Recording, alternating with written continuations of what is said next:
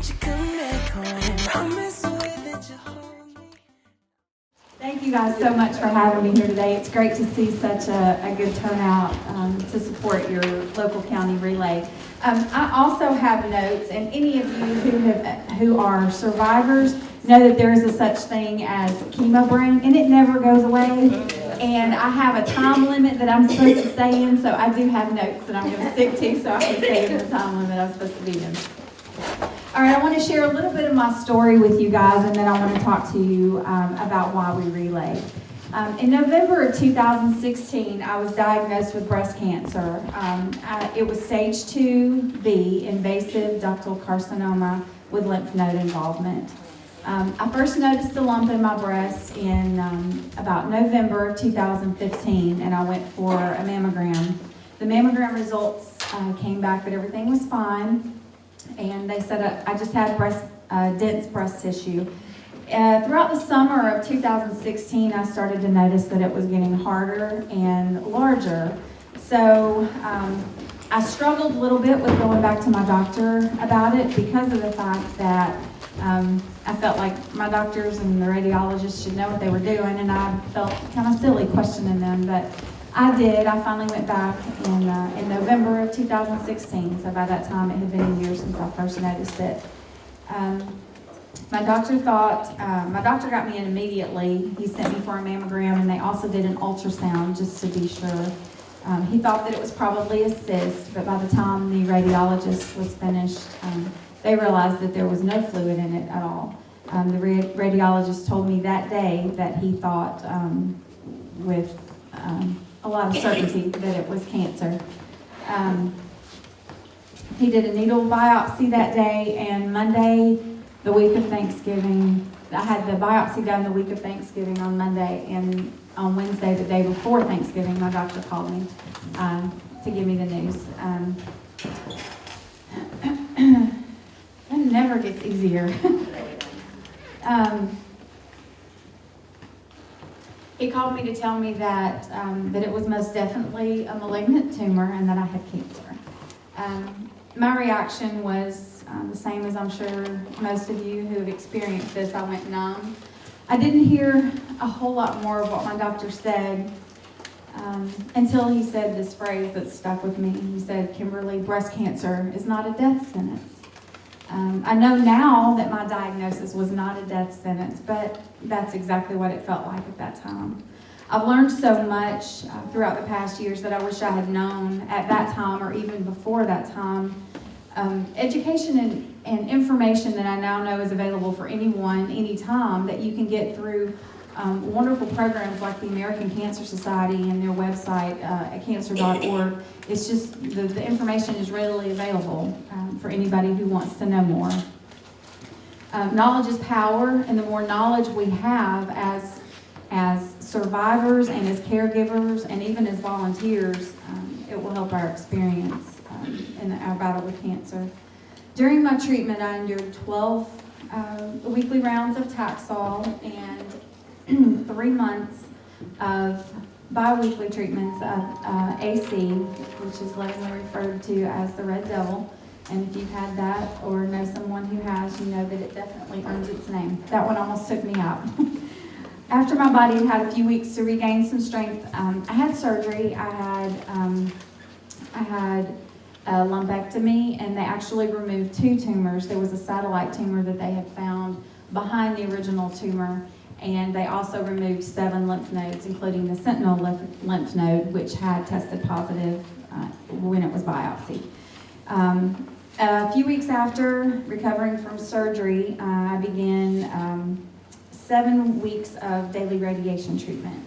That was probably the most difficult of all the treatments for me, but the biggest blessing throughout my whole experience came through that time by way of the Hope Lodge in Birmingham.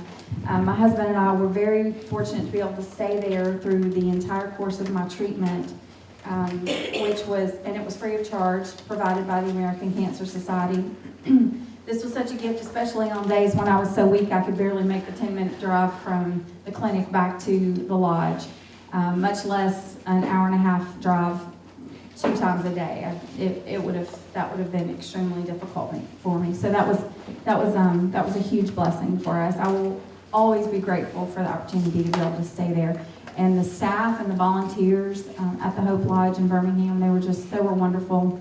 And different organizations brought in food, and they fed us, and they supplied little gift bags for us, and they made it as pleasant as an experience as it could possibly have been. And it was also great to meet other survivors who were going through the same thing that I was going through at that time as well.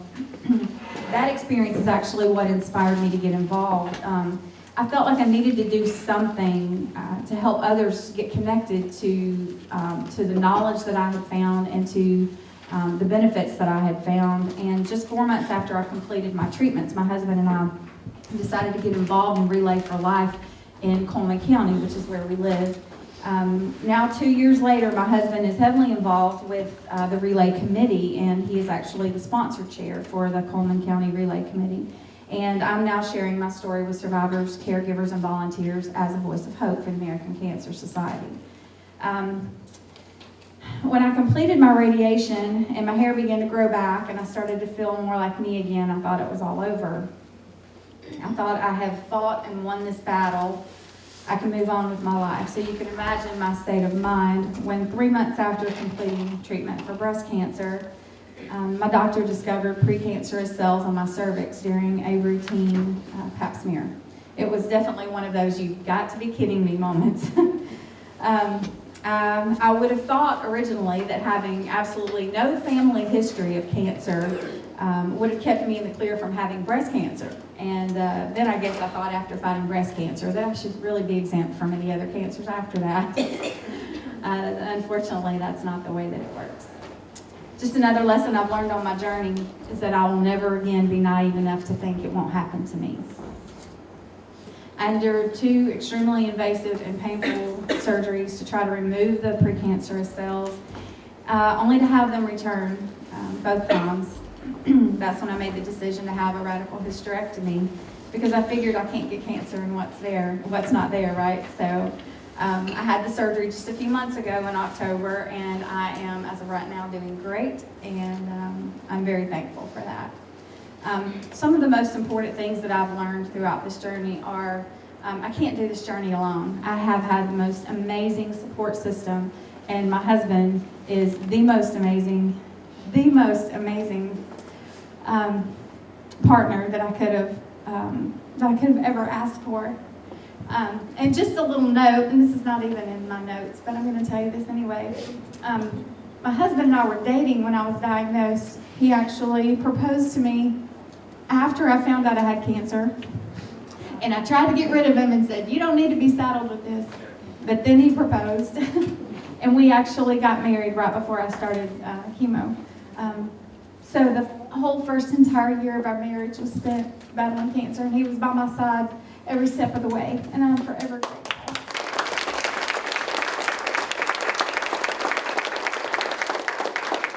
He's my best friend and my goofball. Okay. I have also learned that when you have cancer, everyone that you love has cancer. Everyone who loves you has cancer. It doesn't just affect the person who's diagnosed. It affects everyone around us. I've also learned to live every day to the fullest and appreciate every moment that we are given with those that we love. We are in an arena. We're fighting the biggest battle that there is for the greatest prize there is, which is life. This year, the American Cancer Society celebrates the 36th year of Relay for Life. At the American Cancer Society, Relay is not all we do, but all we do depends on Relay.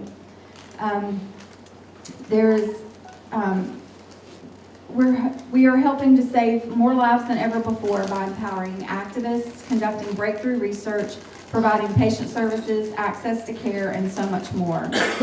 I want to give you guys a few facts just to help you understand the impact of your Relay efforts.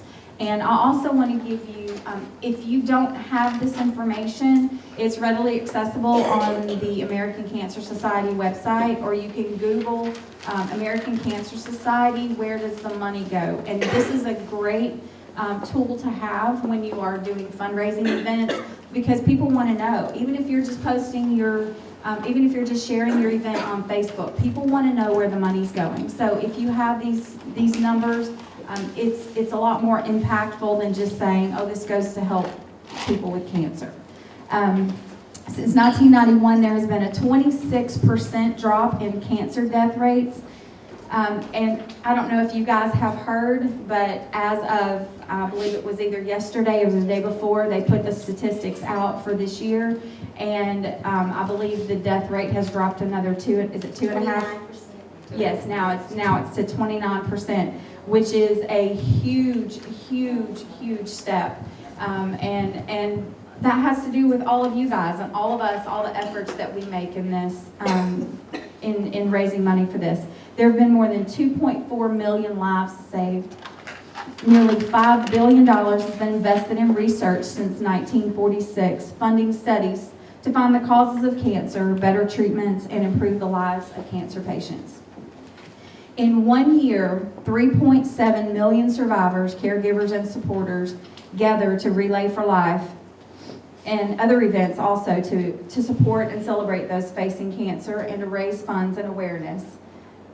In 1 year, grants contribute to more than 915,000 low or no-cost screening exams for underserved communities.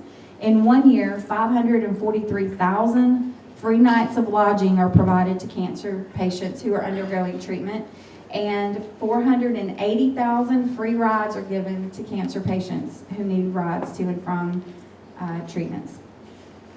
I don't know why I had cancer. I don't know why anyone does. It doesn't make any sense to me. But I do believe that God has a plan.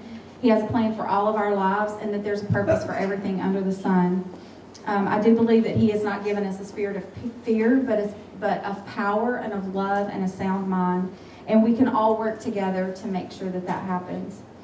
Cancer does not just affect the one diagnosed. It affects everyone whose life is touched by it. Cancer is a thief. Cancer took my hair, cancer took my energy, cancer took my health, and cancer took parts of my body. Cancer did not take the love of my family. Cancer did not take the support of my faithful and true friends. Cancer did not take my faith in God or His plan for my life. Cancer did not take my joy, and cancer did not take my life. Cancer is an enemy that must be actively pursued and a battle that must be diligently fought. Thank you so much for the opportunity to be here, and thank you again on behalf of all the lives that your efforts will touch. Thank you so much for relaying.